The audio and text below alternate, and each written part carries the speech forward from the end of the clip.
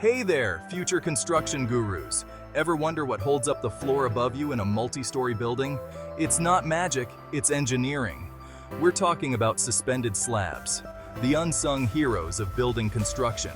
Imagine a giant flat pancake made of concrete and steel hanging in midair. That's essentially what a suspended slab is.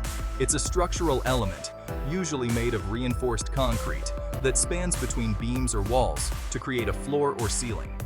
Unlike ground-level slabs, suspended slabs are elevated above the ground and supported by columns or walls. They rely on support from beams and columns, which transfer the weight of the slab and everything on it down to the building's foundation. It's a team effort, folks. Now, before we start pouring concrete, engineers have to play a little game of what if. What if we put a grand piano on the floor? What if a whole herd of elephants decides to do the tango up there? That's where dead loads and live loads come in. Dead loads are the constant weight a slab has to carry, like its own weight, flooring, and permanent fixtures. Think of it like your backpack. You always carry it, so it's a constant weight. Live loads, on the other hand, are more unpredictable. They change over time and depend on how the space is used. People walking, furniture being moved, that stack of old college textbooks you swear you'll read someday. Those are all live loads. Engineers use some seriously smart math to calculate these loads and design a slab that can handle it all with a little extra strength for safety, because nobody wants a pancake collapse. Here's the thing about concrete. It's strong under compression, being squished, but not so much under tension, being pulled apart. And when a slab is supporting weight, it tends to bend a little, like a diving board. This bending creates compression at the top of the slab and tension at the bottom.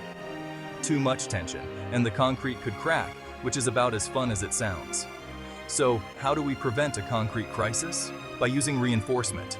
Steel bars, called rebar, are embedded in the concrete to give it extra tensile strength. It's like adding a steel skeleton to our concrete pancake, making it super strong and able to handle all that bending and flexing. Software to the rescue. Designing slabs with precision. Designing a suspended slab is no easy feat. It's a complex puzzle involving loads, materials, and safety regulations. Thankfully, engineers have some high-tech, help structural analysis software. Think of it like a super-powered calculator for buildings.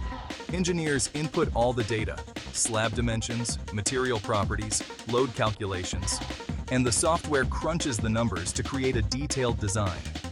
This software helps engineers optimize the slab's thickness, reinforcement layout, and even predict how it will behave under different conditions.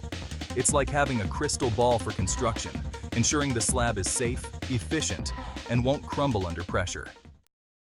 Strong as steel, solid as concrete, bringing a suspended slab to life.